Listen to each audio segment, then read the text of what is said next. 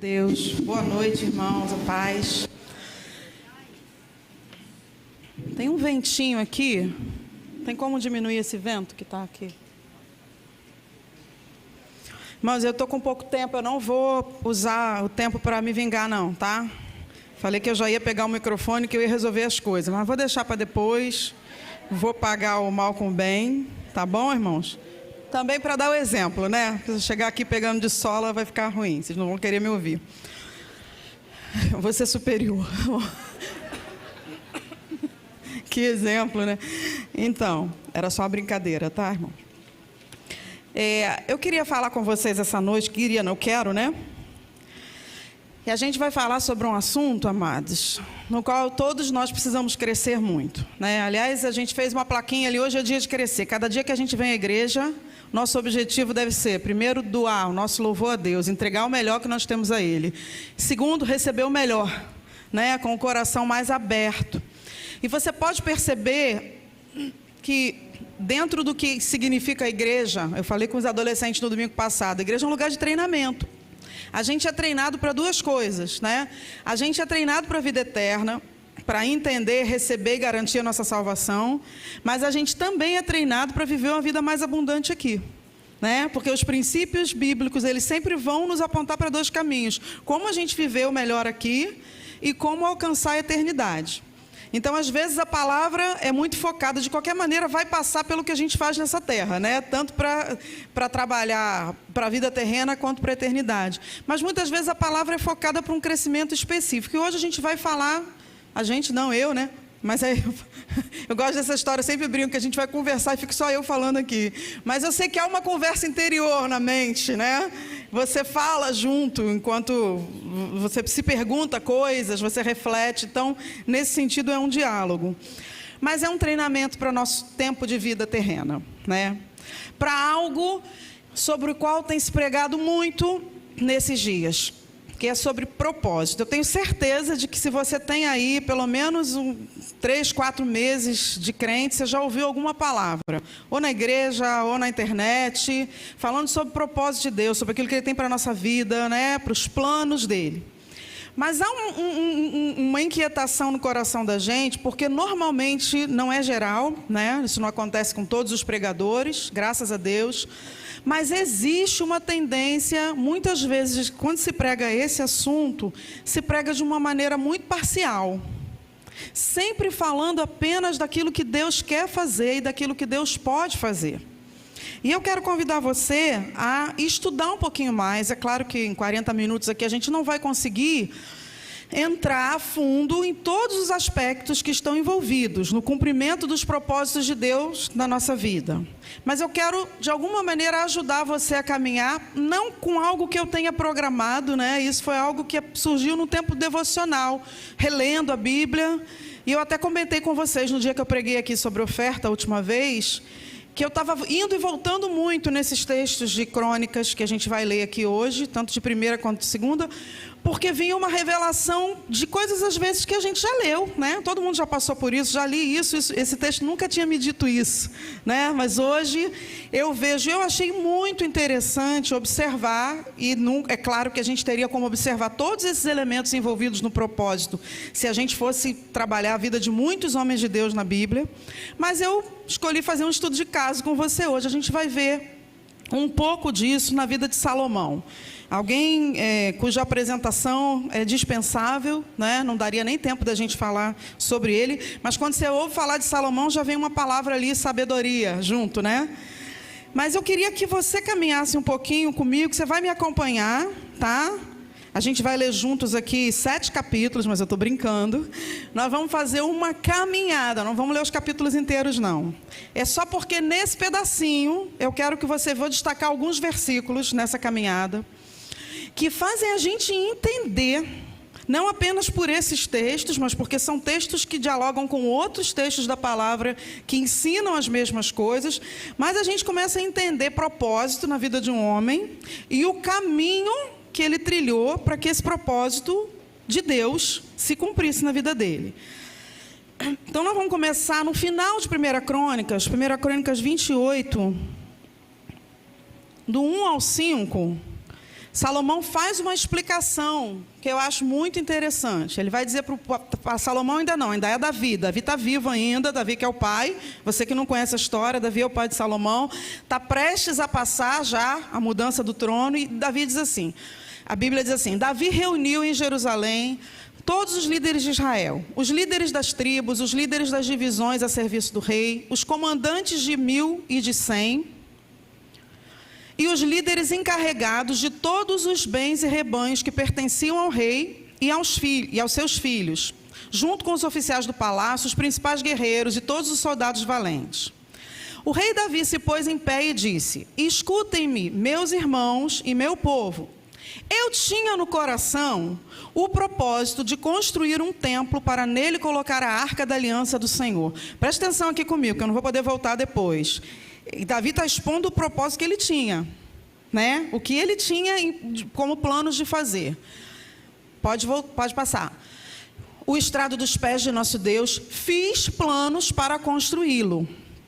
Mas Deus me disse, você não construirá um templo em honra ao meu nome, pois você é um guerreiro e matou muita gente.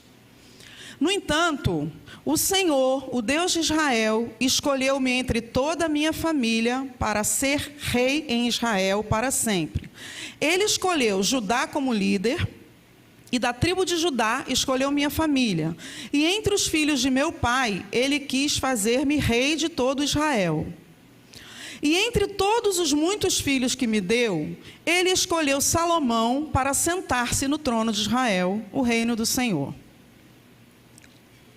E me disse, seu filho Salomão é quem construirá o meu templo e os meus pátios. Parou no 5? Isso, pois eu o escolhi para ser meu filho e eu serei o pai dele. Para até aqui. Vamos tentar recapitular.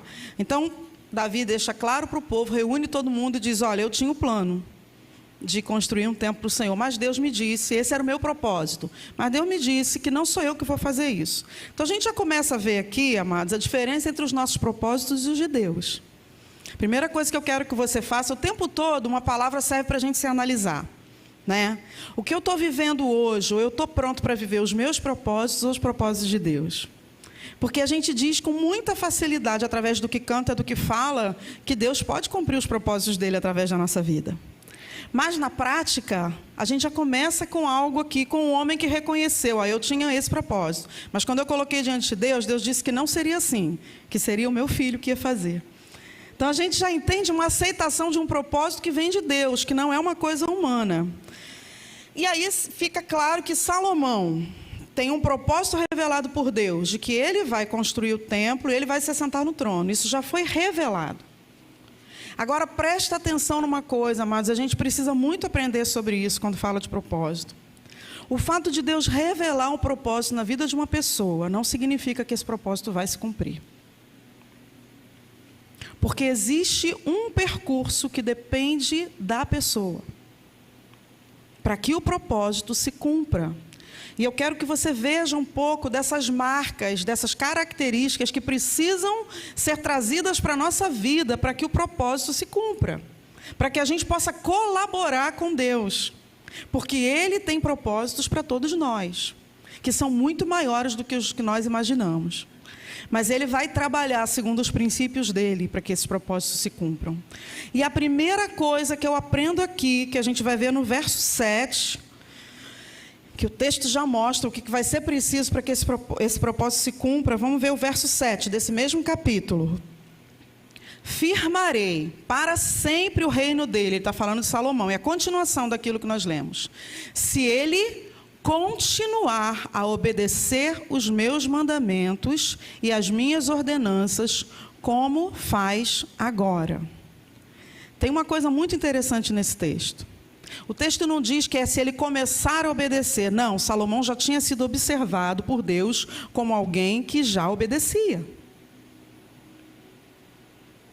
E é interessantíssimo como a gente está vivendo hoje uma realidade de igreja em que as pessoas estão proclamando aos quatro cantos que tem um chamado, um propósito, que Deus tem planos, que Deus falou, mas que tem uma dificuldade imensa de obedecer. E a primeira coisa que é revelada junto com o propósito. Eu vou fazer isso, eu vou firmar. Se ele continuar. Eu entendo duas coisas aqui. Primeiro, como faz agora. Ele já viu que Salomão era alguém obediente, então ele podia colocar um propósito na mão dele, porque Deus só vai entregar propósitos para pessoas obedientes. Entenda que eu estou falando do propósito dele, tá, gente? Tem muita gente realizando coisas aí, mas que são suas, são seus próprios propósitos. Agora, o propósito de Deus vai para a mão de quem sabe obedecer. E mais do que isso, para quem sabe permanecer em obediência. Porque muitas vezes nós começamos bem, e o texto diz, se ele continuar a obedecer. Então é a primeira coisa, o primeiro elemento, a primeira marca que precisa fazer parte da caminhada de alguém que entende o que é um propósito de Deus. E aí ele continua, vai pular um pouquinho, eu vou ler também, pode colocar o verso 8, que vem logo depois desse aí, porque aí também se fala para o povo sobre obediência. Por isso, agora declaro a vocês, perante a todo Israel, e a Assembleia do Senhor, e diante dos ouvidos de nosso Deus, tenham o cuidado de obedecer a todos os mandamentos do Senhor, o seu Deus, para que mantenham a posse dessa boa terra e a deem por herança aos seus descendentes para sempre. Do mesmo jeito que falou a respeito de Salomão, falou a respeito do povo todo. Porque muitas vezes nós recebemos uma terra que Deus nos dá para cuidar e nós perdemos, porque nós não mantemos obediência. E quando não mantemos obediência, também não mantemos a possessão da terra. E Deus nunca enganou ninguém, Ele sempre deixou muito claro que o homem tem uma participação, tanto para receber, a incumbência de um propósito, quanto para se manter fazendo isso. E aí eu quero que você vá comigo para o texto seguinte, para o verso seguinte, eu acho que é quando ele volta a falar com Salomão. Nós falamos de obediência. Pode botar o versículo seguinte, em que ele fala direto com Salomão, e a gente encontra outras. E você, meu filho Salomão, reconheça o Deus de seu pai, e sirva-o de todo o coração e espontaneamente. Pode parar por aí, pode deixar aí. Aqui tem um monte de coisa, por isso eu não li todo o versículo. Gente, quanto princípio num versículo só. Deus primeiro diz para Salomão que ele precisa ser obediente, depois ele diz que ele precisa reconhecer o Deus de seu pai. Não sei se você já procurou o significado dessa palavra, mas reconhecer algo é constatar que aquilo é verdadeiro. E tem um outro sentido de reconhecer, que é de continuar conhecendo. A proposta de Deus para nós, amados, sempre foi de relacionamento. É disso que eu quero falar, é o segundo elemento, da marca aqui que Deus estabelece como condição para que Salomão viva os propósitos dele. Reconheça o Deus dos seus pais. Sabe, ali nesse caso Salomão tinha tanto um pai espiritual quanto um pai de família física, que eram o mesmo. Mas hoje, talvez você não tenha como reconhecer o Deus dos seus pais, porque eles não são cristãos. Mas você tem pais espirituais. E você é convidado a parar de ouvir testemunho dos outros e a reconhecê-lo. A ter suas experiências com ele. Eu disse isso na reunião com os adolescentes no domingo. Usamos o Salmo 34. Prove e veja como o Senhor é bom. Ou como diz uma outra tradução, procure descobrir por você mesmo quem é o Senhor. Ainda tem muita gente, amados, vivendo na igreja do testemunho do outro, ou de ouvir falar do que Deus pode fazer. E Deus todos os dias nos dá a oportunidade da gente reconhecê-lo, andar com Ele, ter relacionamento. Não jogar ensino fora, sabe? Não pegar um tempo em que existe um ensino sendo liberado na sua igreja e você nem acessa para... Isso é uma maneira de conhecer mais a Deus, através da palavra, através da oração, através do relacionamento, porque é disso que esse texto fala. É tão interessante o cuidado de Deus. Ele escolheu o filho de Davi, ele falou, mas olha, reconhece o Deus dos teus pais, porque eu não vou ter um relacionamento de avô e neto, Deus não tem netos. Ele precisava que Salomão entendesse que tinha que ser um relacionamento de filho, de relacionamento de alguém que conhece e, como diz a palavra, que conhece e prossegue em conhecer ao Senhor. Eu não sei como tem isso no seu coração hoje, em que sentido você percebe o nível de fome, de conhecer e de prosseguir conhecendo ao Senhor. Ninguém terminou, amados. Ninguém chegou num ponto de dizer, eu conheço. Todo dia tem experiência nova para a gente. Todo dia tem ensinamento novo. Todo dia Deus tem que trabalhar alguma coisa na nossa vida. Mas a gente precisa querer reconhecê-lo, precisa querer conhecê-lo como nosso Senhor. Depois, nesse texto, nesse verso ainda, ele diz: sirva-o de todo o coração e espontaneamente, pois o Senhor sonda todos os corações e conhece a motivação dos pensamentos. Amados, quem fala que na lei... Deixa eu beber uma aguinha rapidinho. Às vezes a gente ouve pessoas dizendo: na lei era só mandamento, os homens obedeciam por medo. Isso não é verdade. Deus sempre quis um serviço espontâneo. A gente está aqui muito antes de Jesus, ele está dizendo para servir a Deus de todo o coração e com espontaneidade. Não foi porque ele foi colocado ali, porque ele herdou alguma coisa por causa da vida do pai. Não, eu quero, em outras palavras, Deus está dizendo: eu quero que você tenha relacionamento comigo e que você faça isso de maneira espontânea e sirva de coração. O que é isso? É amor no que vai fazer, amados. Quando a gente ouve, e essa semana mesmo a gente estava conversando sobre isso, alguns líderes às vezes ficam tristes, né? Líderes ou de células ou de ministério, porque parece que eles ficam tentando convencer as pessoas a fazerem coisas. E as pessoas dão justificativas de porque elas não podem fazer. Querido, quando você serve ao Senhor espontaneamente e de coração, você não precisa ser convencido por pessoas. Você sabe quem Ele é. Você sabe para que Ele te criou. Você tem vontade, você tem amor à obra. Isso é uma coisa que a gente precisa entender, porque isso é que tem que mover o nosso relacionamento com Deus. Quando vem alguma diretriz de cima, vem alguma ordem, vem porque a gente precisa de ordem para as coisas funcionarem, né? Vem para facilitar, para o funcionamento do corpo ser organizado, isso é bíblico. Mas ninguém vai conseguir colocar dentro do teu coração amor pela obra de Deus, espontaneidade, serviço com amor. Ninguém, só Ele. Se você tiver relacionamento com Ele. Amém?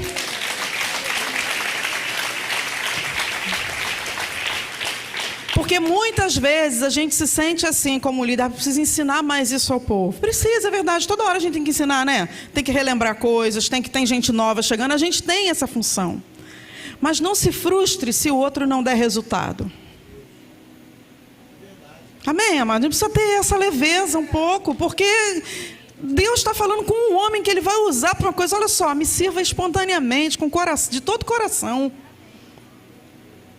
Eu falei isso aqui na vigília, né? Falei antes de sair de casa para as minhas filhas: não vai para lá com peso não, porque isso não tem valor para Deus. Vá dar o seu melhor, vá se derramar. Amado, alguém tem que ser convencido a passar uma noite buscando a Deus? Ou não? Isso tem que ser um negócio, gente. Não estou falando só desse momento não, talvez alguns não possam, mas eu estou falando do geral. Porque tem gente que tem desculpa para tudo. E às vezes, aquele que está ali responsável diz: porque eu tenho que dar uma satisfação. Mas por quê, irmão? Por que não veio? Você não precisa dizer isso para ele. Mas aqui a gente entende biblicamente. Quando não é de coração, quando não tem espontaneidade, quando não tem amor, amados, a obra de Jesus precisa ser feita com amor. Sabe o que é amor? Quando você ama algo, você dá o seu melhor. Ninguém precisa fazer força com você. E a gente precisa resgatar isso e aprender a ensinar sem fazer tanta cobrança, porque as pessoas vão dar conta a Deus depois. Deixar de ensinar a gente não pode, porque aí Deus vai cobrar de nós o ensinamento que a gente dá. Agora, a responsividade não. Cada um vai dar conta, porque vai depender do nível de relacionamento que você tem com Ele. Então, amor e espontaneidade no serviço é a terceira marca de alguém que vai viver propósito de Deus. Porque Deus estava dizendo isso para Salomão, tudo que ele estava requerendo. Eu tenho isso aqui para você fazer, isso é grande, você vai se sentar no trono. Mas seja obediente. Depois ele diz: reconheça o Deus do seu pai, tenha relacionamento comigo. Reconheça o Deus do seu pai e depois sirva-o de todo o coração e espontaneamente. Depois ele fala alguma coisa tão interessante no verso 10 que a gente precisa aprender. Pode colocar o verso 10. Veja que o Senhor o escolheu para construir um templo que sirva de santuário. Ele escolheu, mas o que você tem que fazer? Vamos ler juntos. Seja forte e... Preciso falar disso? Preciso falar, amados, que a gente está diante de uma geração que gosta de sentar, cultuar e ir embora? Que não entendeu nada de reino de Deus? Que tem todas as justificativas para não se envolver em nada? Tinha uma promessa, ele já falou que ia fazer, mas olha aqui, seja forte e mãos ao trabalho. Tem trabalho, queridos. Eu não sei se você ainda está ouvindo esse povo que diz aí, não, porque nós somos filhos. Os filhos não trabalham. Isso não é bíblico. Você vai pegar o Novo Testamento inteiro, as parábolas todas de Jesus, ele fala de filho que ele chama para trabalhar. Né? Aí tem gente aí com, não, porque eu não sou servo. Não, querido, biblicamente nós somos servos, nós somos filhos que servem. Nós não servimos simplesmente, nem nós somos filhos preguiçosos. Nós somos filhos chamados para o trabalho. Não somos aceitos por causa do trabalho, somos aceitos por causa da obra dele, regeneradora. Mas ele nos criou para as boas obras. Amém?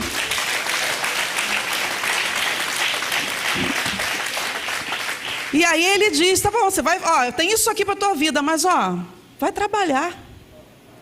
Tem uma frase que se diz, a gente não sabe de quem é, né? Diz assim, ore muito, como se tudo dependesse de Deus, mas também trabalhe muito como se tudo dependesse de você.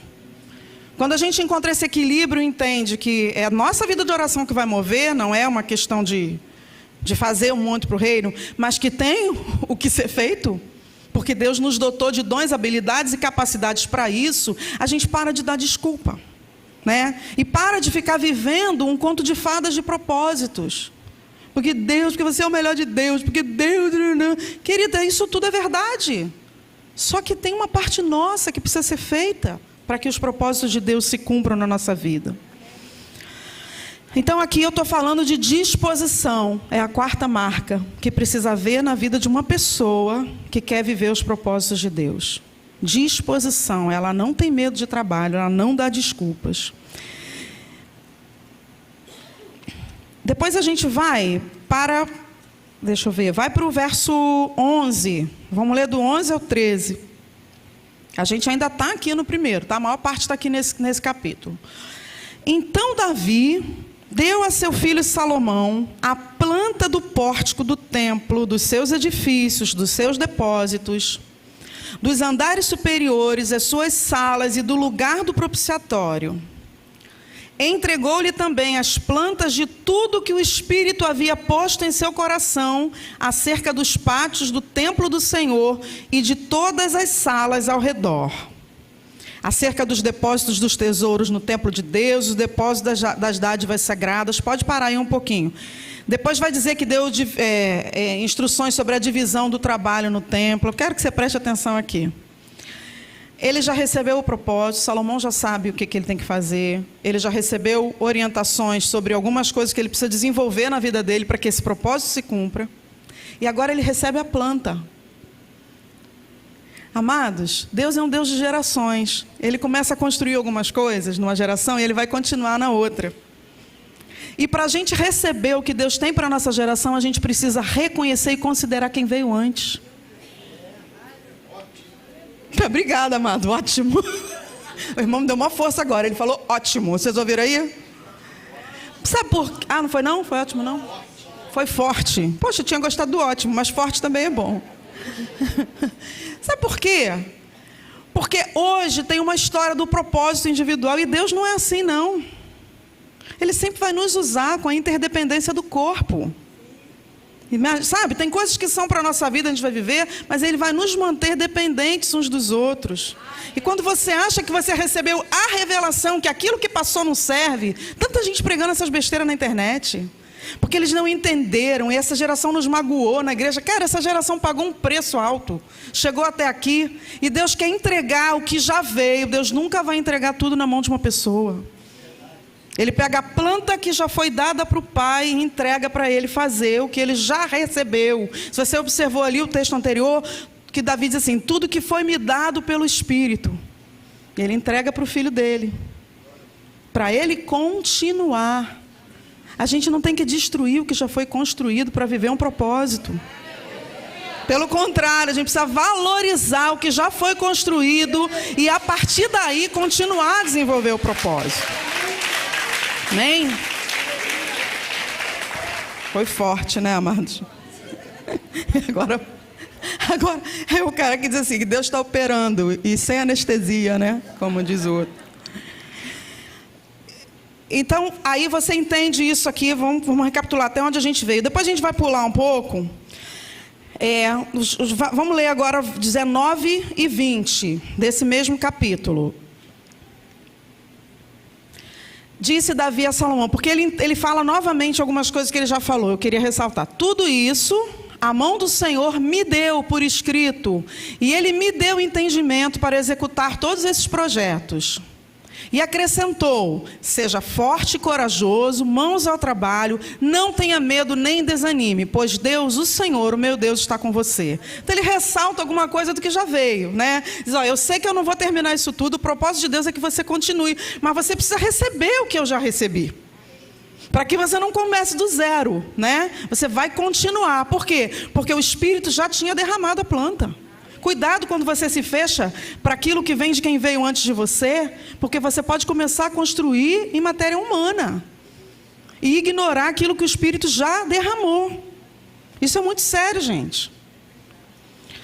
E aí a gente pula mais um pouco, vai para o 21. Ah, não pula não. Não, vai sim. Agora vai para o capítulo 29, tá? Porque não dá para a gente ler tudo. O 29 eu não vou ler, foi um texto que eu falei com vocês, porque eu estava muito apegada nesses textos nos últimos dias de devocional. Foi aquele que eu compartilhei com vocês no momento de oferta, 3 semanas atrás, em que Davi convoca o povo a trazer as ofertas para a construção desse templo, né? E eu falei um pouco sobre como o tempo todo Davi falava sobre espontaneidade, né? Que o povo viesse e colaborasse de maneira espontânea. Então a gente vai para o final desse capítulo agora, que é o capítulo 29. Vamos no os versículos 21 e 22, que aí a gente vê mais uma etapa se cumprir na vida de Salomão.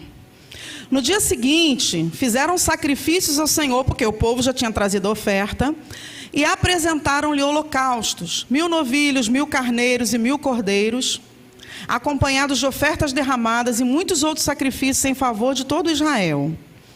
Naquele dia, comeram e beberam com grande alegria na presença do Senhor. Assim, pela segunda vez, proclamaram Salomão, filho de Davi, rei, ungindo diante do Senhor como soberano e Zadok como sacerdote. Olha que já havia uma preparação acontecendo na vida de Salomão. Ele já tinha sido aprovado como uma pessoa obediente, ele já estava recebendo instruções e agora veio a unção. Unção é um negócio que as pessoas mistificam demais. Mas é algo simples e precioso. Unção, amados, é capacitação, é consagração para se fazer uma determinada, para você desempenhar uma determinada função. Unção não vem de nós. Unção não tem a ver com o que você gosta de fazer. Unção tem a ver com aquilo que Deus confirma sobre você. Muitas vezes o que Ele vai confirmar tem a ver com o que você gosta, sim, porque Ele coloca um desejo em nós. Mas existem outras coisas das quais a gente gosta, que se a gente não quiser abrir mão e pedir que Deus traga o que vem dEle, a gente corre o risco de ficar fazendo coisas sem unção. Você vai ver pelo que vem ali depois, pode colocar o próximo, que de maneira que Salomão assentou-se como rei no trono do Senhor, em lugar de Davi seu pai, ele prosperou e todo Israel lhe obedecia. Ele só se assenta no trono depois que a unção vem. Ah, isso é óbvio, pastora. Mas tem muita gente hoje tentando sentar em trono para o qual Deus não ungiu. Gente, vocês estão... Porque os homens gostam dos tronos, amados. Quando você olha desde o início, o que Deus está propondo para Salomão é uma vida de transformação, de consagração, de obediência. E ele só vai sentar no trono depois que ele é ungido. Você vai ler, se quiser ler, depois você vai ver que o povo reconhece. Existe um reconhecimento.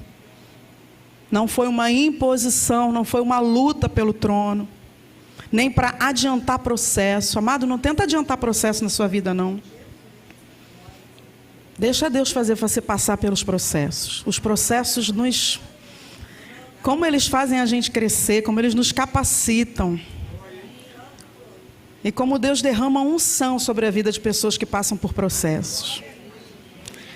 E isso é muito interessante, porque aí a gente percebe que depois ele senta no trono, né?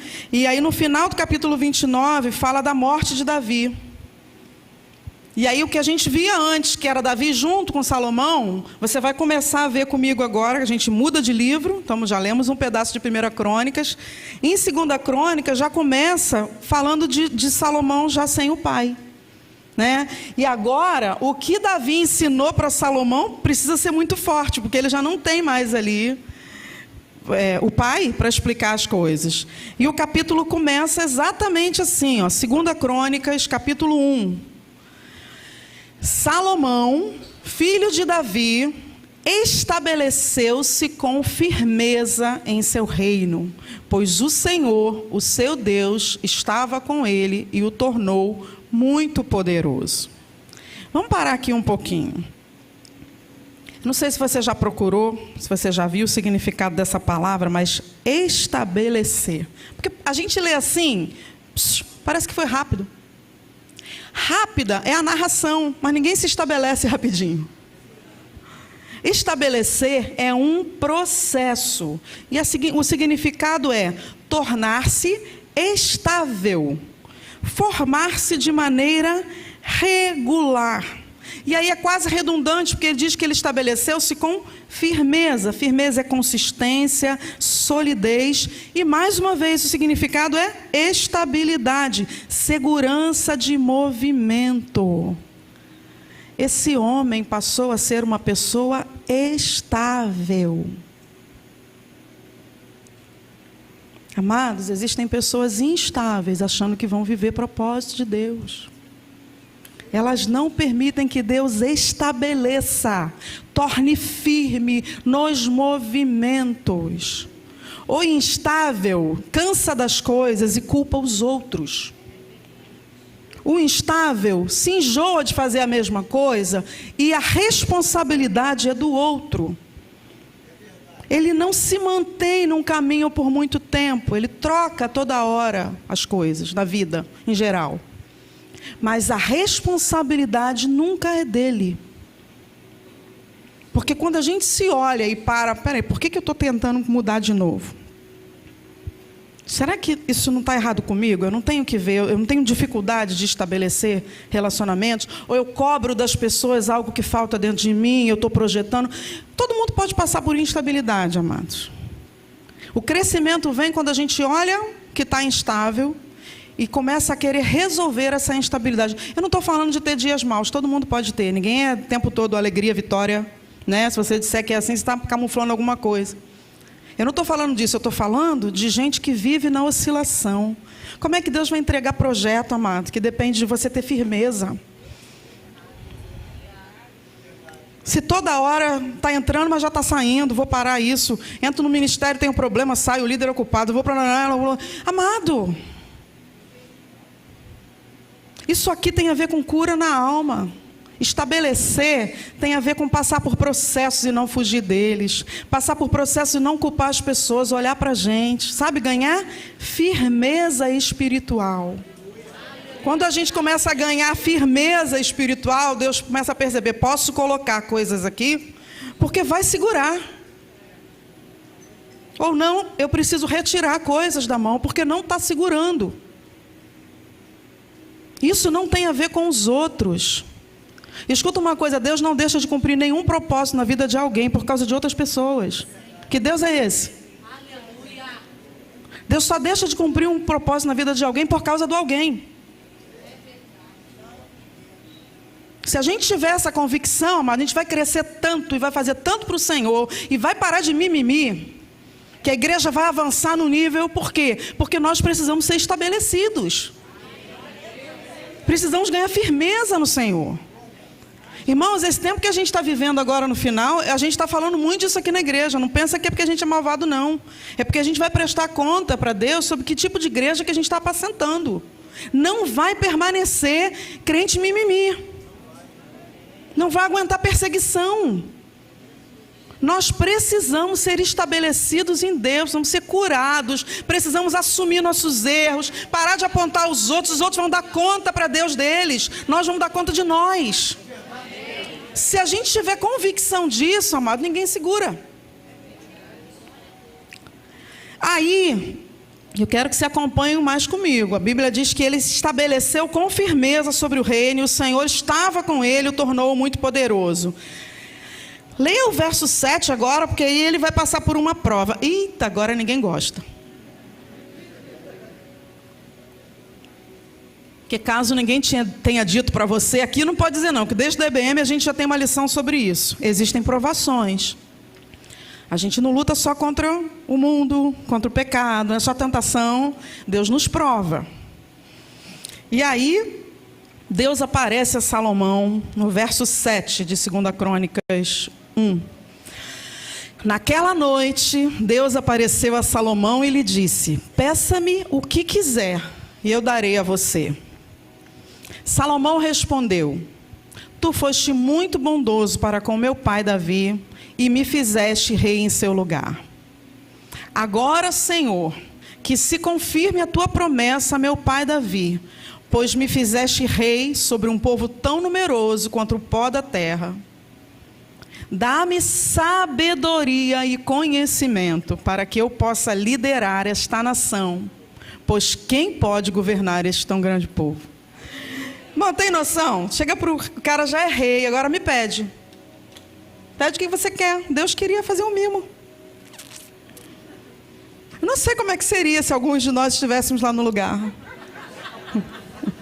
Que respostas podiam surgir? Porque agora eis que estou reinando, né? Porque um vocabulário gospel de sobrepujar os outros. Que agora quero aumentar o meu domínio, onde não se possa mais ver. As tuas promessas venham sobre mim. O coração dele, amado, não estava movido por isso, não.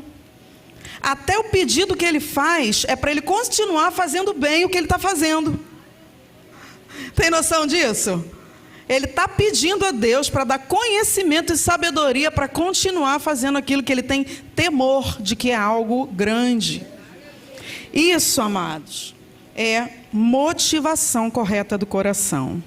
Eu falei de firmeza antes, agora falei de motivação correta. As nossas motivações sempre serão provadas por Deus.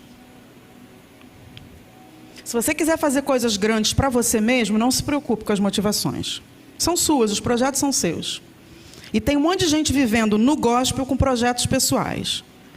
Mas se você quer viver projetos de Deus, as motivações têm que ser as dele. Porque motivação é o que move. Né? E esse homem não pediu nada para ele, nada que o projetasse mais. Ele simplesmente pediu a Deus para dar sabedoria e conhecimento, para ele apacentar o povo. Nós somos provados, amados, com motivações erradas que às vezes estão camufladas, mas elas camuflam um desejo de ser reconhecidos. Você quer ser reconhecido? Legal, lá fora pode ser. No reino de Deus, não se mova por reconhecimento. Às vezes as nossas motivações são testadas para obter vantagem em alguma coisa, ou para andar mais rápido, pegar um atalho que nos leve a um respeito, uma consideração sobre coisas que nós fazemos. Às vezes, por aceitar convites ou propostas que parecem boas, mas vão nos desviar daquilo que Deus tem para nós. Nem sempre são coisas erradas, mas não é aquilo que Deus tem para nós. O tempo todo, queridos, as nossas motivações são testadas. E o que a gente vai recebendo a mais tem a ver com como a gente vai respondendo, negativamente ou positivamente. Salomão pediu algo que ainda iria colaborar mais para o cumprimento do propósito. Depois ele fala dos cavalos, vamos lá, verso 13 ao 17, fala de tudo que ele conquistou. Vamos para o capítulo 2.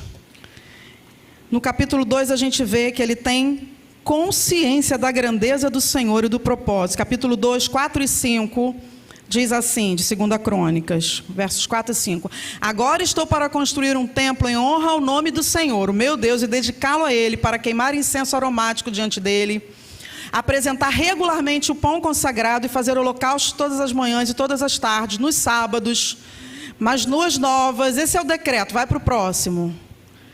O templo que vou construir será grande, pois o nosso Deus é maior do que todos os outros deuses. Eu quero falar dessa marca, porque ele tem consciência da grandeza do Senhor, do propósito. Às vezes na caminhada a gente vê tanto obstáculo, tanta dificuldade, que a gente fica olhando para o tamanho do problema. Mas o Deus do propósito é muito maior do que o propósito. Amém, querido? E a gente precisa aprender a não perder isso de vista, porque a luta de todo dia cega a gente, faz a gente olhar só para os obstáculos. Mas o Deus que prometeu é maior do que o propósito. E Salomão tinha consciência dessa grandeza. E aí, você vai ver comigo versos 6 e 7 desse mesmo capítulo, uma outra marca tão forte na vida de Salomão e que a gente precisa tanto. Mas quem é capaz de construir um templo para ele, visto que os céus não podem contê-lo, nem mesmo os altos céus? Quem sou eu, então, para ali construir um templo, a não ser como um lugar para queimar sacrifícios perante ele? Sabe o que é isso? Humildade. Humildade faz eu saber quem ele é. Ele é muito maior, o meu Deus é muito maior, porque ele diz aqui, mas quem que eu sou para fazer esse negócio? É reconhecimento da nossa limitação. E aí ele tem humildade e consciência de dependência do coletivo. Vê o que se diz depois. Você vai ver depois em casa, que ele começa, não precisa ler não, aqui, não posso botar aí não, irmão. Até o 15 ele começa a mostrar que ele precisa de pessoas especializadas em determinadas áreas. Me mande um homem para isso, outra pessoa para aquilo. Por quê? Porque ele tinha consciência de que, embora Deus tenha colocado o propósito com ele, ia precisar de ajuda. Assim somos nós, um corpo. Cada um sabe fazer melhor uma coisa, né? A gente trabalha pelo mesmo objetivo, mas cada um precisa estar no seu lugar. E a gente tem consciência de humildade, que a gente depende uns dos outros. Se você ver depois de 17, 18, ele fez um recenseamento com os estrangeiros para saber com quem ele podia contar para colocar para trabalhos específicos. Sabe o que é isso? É décima primeira marca, é organização que esse homem teve para esse trabalho. E muitas vezes nós temos dons, talentos, um monte de coisa, promessa, propósito de Deus, mas nós somos desorganizados. Nós não paramos para olhar quais são as nossas deficiências e como precisamos trabalhar nelas, precisamos organizar a vida para que Deus possa realizar o propósito dele. Então, essa é uma outra coisa que a gente observa na vida de Salomão. E aí, vamos para o capítulo 3, já estamos chegando no final. Verso 1, no capítulo 3, diz assim: então, olha só, depois disso tudo, hein, já tinha uma promessa. Então, Salomão começou a construir o templo do Senhor em Jerusalém, no Monte Moriá.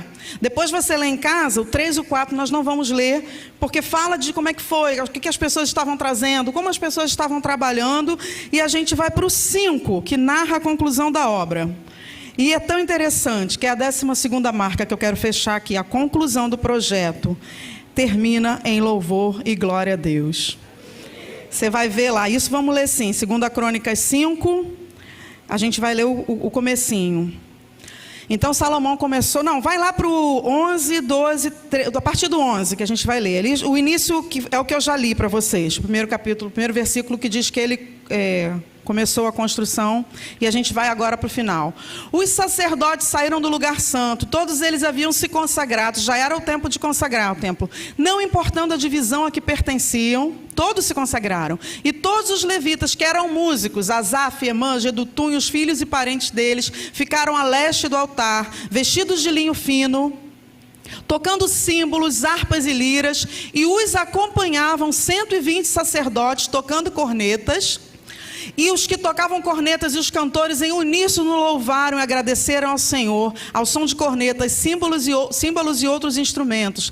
Levantaram suas vozes em louvor ao Senhor e cantaram: Ele é bom, o seu amor dura para sempre. Então uma nuvem encheu o templo do Senhor. Amados, entende a vida de alguém com propósito? Faz por obediência, começa na obediência, termina no louvor ao Senhor, e isso atrai a glória dele. Por quê? Porque deram glória. Quando a gente dá glória a Ele, mesmo que a gente tenha se esforçado, tenha feito melhor, você fez, tá? Mas a glória para Ele, aí a glória dele vem. A presença veio e encheu. Teve um processo e a presença dele veio e encheu. Eu quero fechar com algumas reflexões, porque nós vimos a vida de alguém imperfeito, né? Que era Salomão. Mas Jesus é o nosso modelo de perfeição.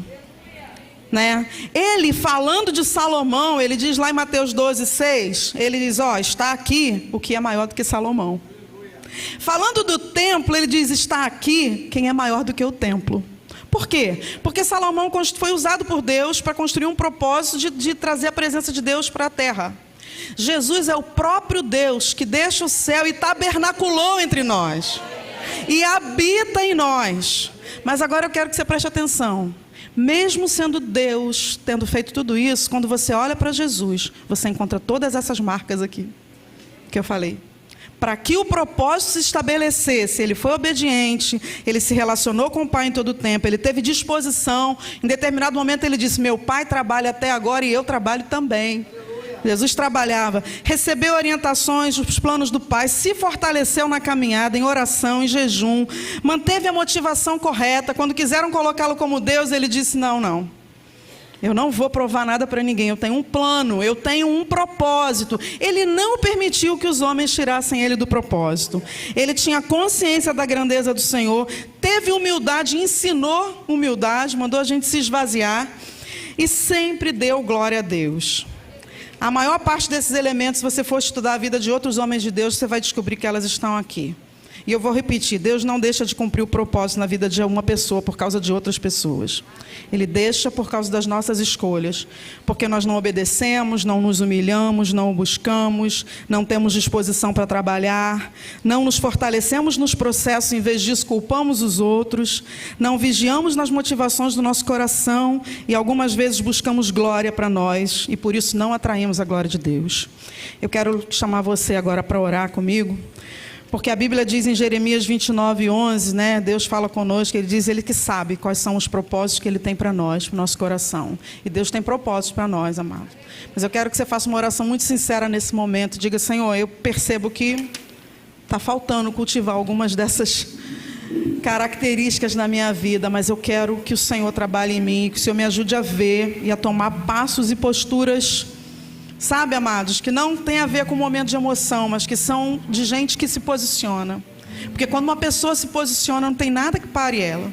Quando ela decide obedecer e viver os processos, Deus trabalha e Ele cumpre os propósitos. Amém? Vamos orar. Pai, no nome de Jesus, nós queremos te agradecer pela Tua palavra, porque houve uma semente plantada no nosso coração nessa noite. E nós pedimos em nome de Jesus que ninguém saia daqui, Deus, sem se avaliar. Porque para isso que a Sua palavra é ministrada, Deus, para que nós possamos nos olhar à luz da Tua palavra, que nós possamos ser transformados e lavados por ela. Que o Senhor nos dê a oportunidade, Senhor, de cultivar cada uma dessas marcas, Senhor Deus, porque elas estão na Tua palavra como ensinamento.